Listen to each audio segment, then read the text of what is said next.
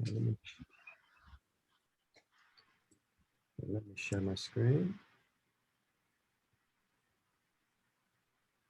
Okay. So yes, thank you for joining me on a Friday morning.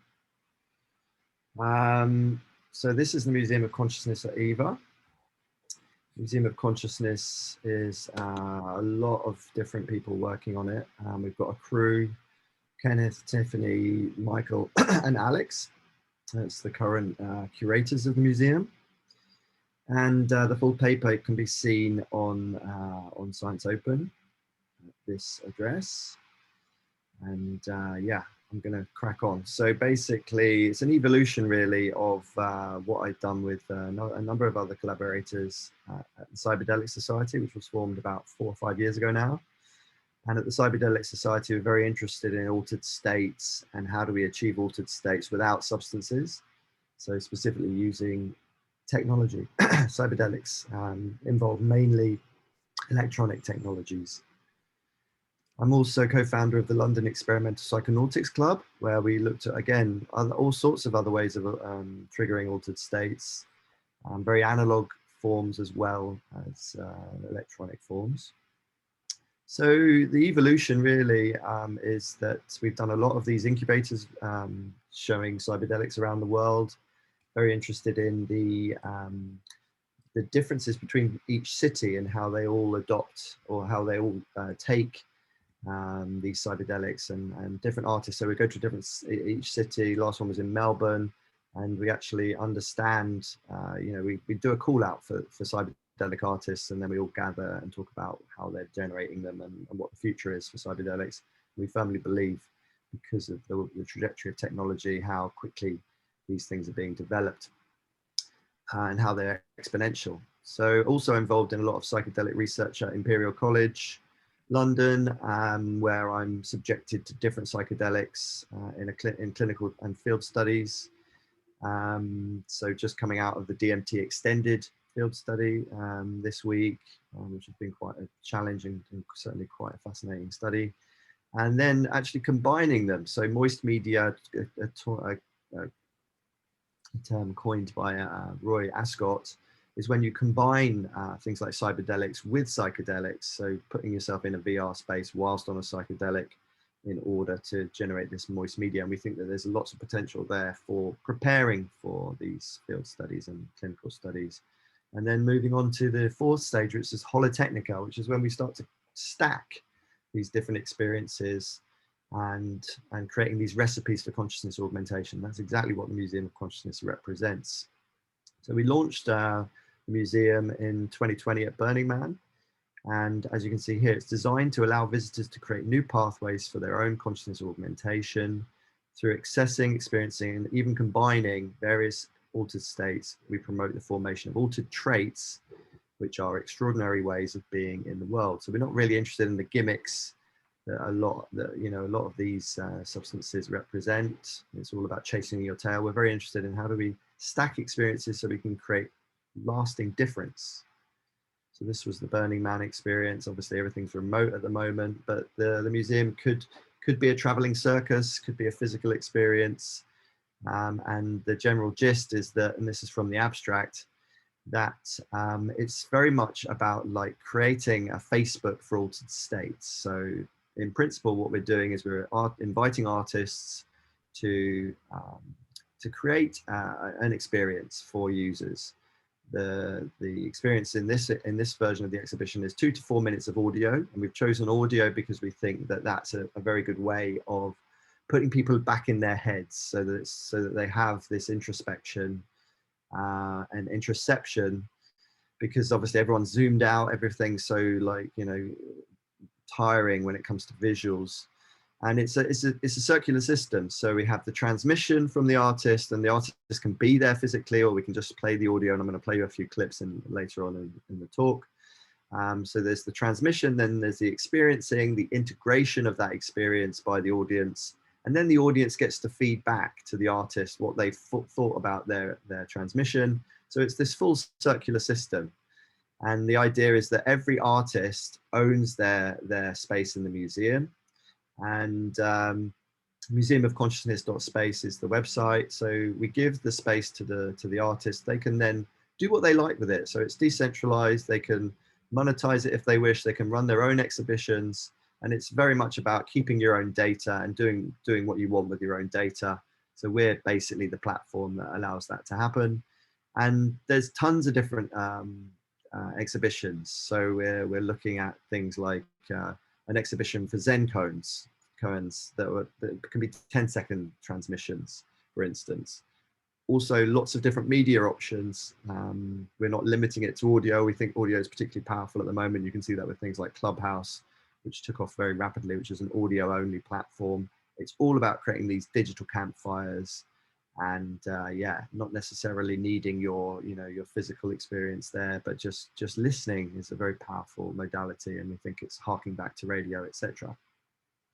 So we've got a massive database of these artist experiences, and this is how they're kept. So it's the artist's name, the type of the name of the experience, and a description.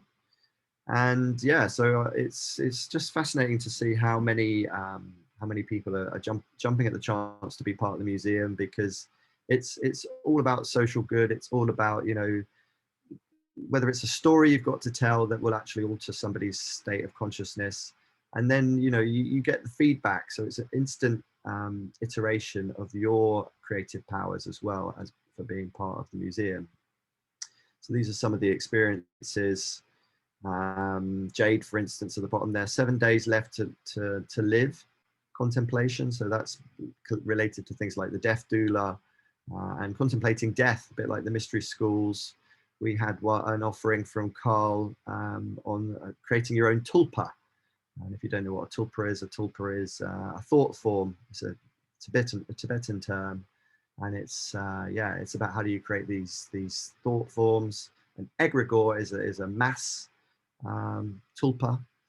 You could say religion is an egregore, but actually we decided no, creating your own tulpa is actually quite dangerous, and we're not actually hosting that in the museum right now.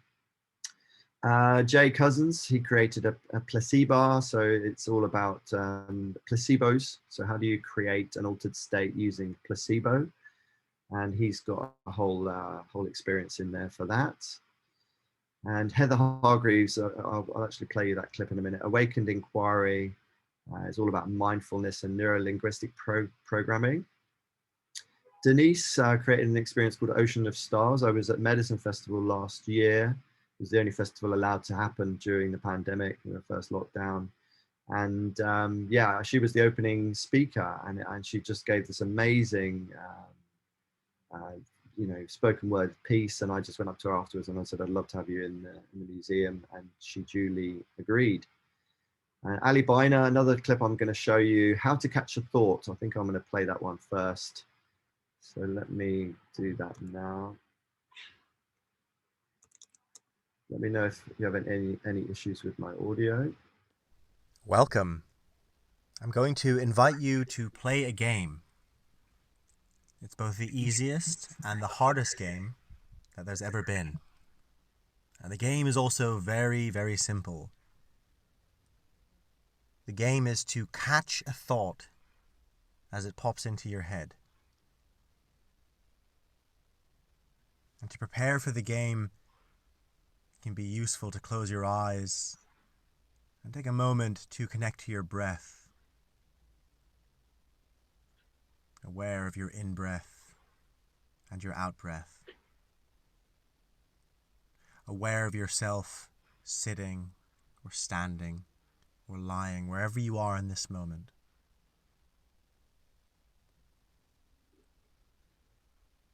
And again, the game is very, very simple. All you need to do is pay attention to the next thought that's going to pop into your head. And paying attention with a curiosity and an interest and an openness. What is the next thought that's going to pop into your head? I invite you to take a breath, prepare, And now focus. What is the next thought that's going to pop into your head?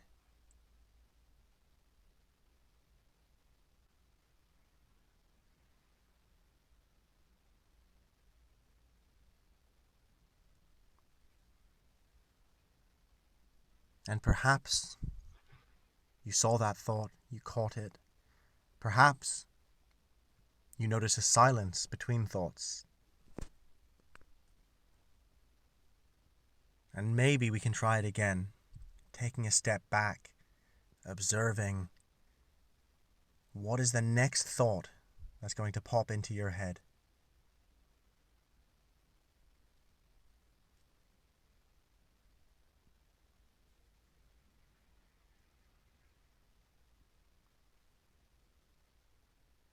And what do you notice when you play this game? It's a game that we can play in any time, any place, and any situation. What do you notice when you play this game? Okay, so that was one from Ali Biner. And I'm now going to play one from Eddie Castaneda, which is a sound design experience. And then we've got time just for Heather's. So shut your eyes.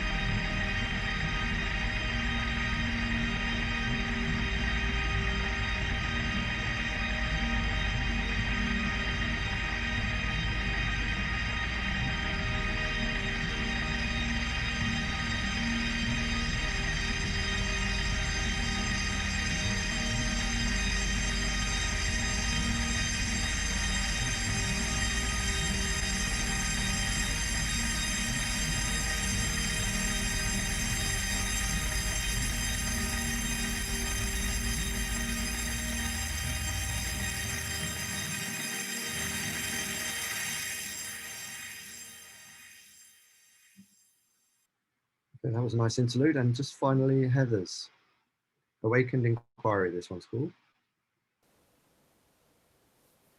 Just take a moment and ground yourself where you're sitting.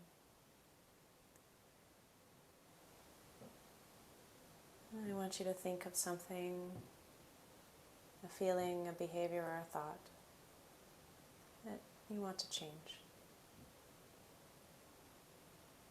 Where, when, and with whom do you have this behavior or feeling? And then take a moment to turn inward in this relaxed state. And think about a specific time that it occurred. Bring yourself back into that situation, seeing what you saw, hearing what you heard, feeling what you felt at the time. And as you relive this experience, notice your internal images, sounds, or feelings. Really take it in. Bring yourself back to this place. You may begin to sense that this part of you is in your body or around you. Where do you sense that this pattern lives? And even though you don't know what the positive intention of this part is, you can begin thanking this part for being there, because you can trust that it has some positive intention for you.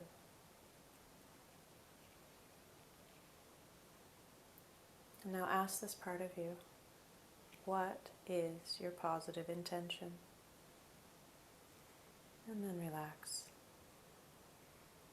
Go back to the sensations you were feeling. Go back to a relaxed body and just see what arises. And as an answer becomes clear, thank this part for its response. And then we will invite this part to step or breathe into what it is already like to have the answer. So if the part said it's protecting you from fear, what would it be like to have no fear, to feel fully and completely safe?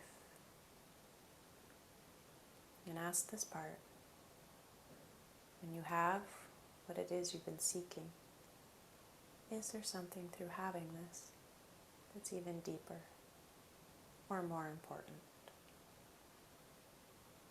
And again, release and relax and wait for the answer from the feeling inside.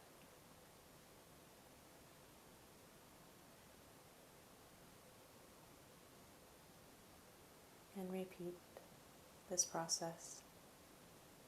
As answers arise, you thank it. And then you invite that part again to step into what it would be like to already have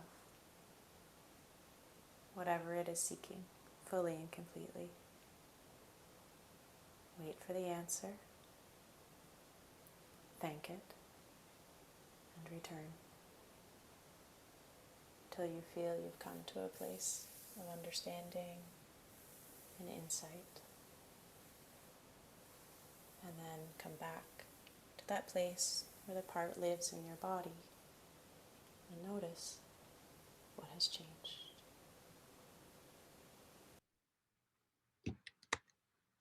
Okay, so I hope that gives you a bit of a taste for the kinds of experiences. If you would like to join us, we're going to be actually running a workshop in a parallel session.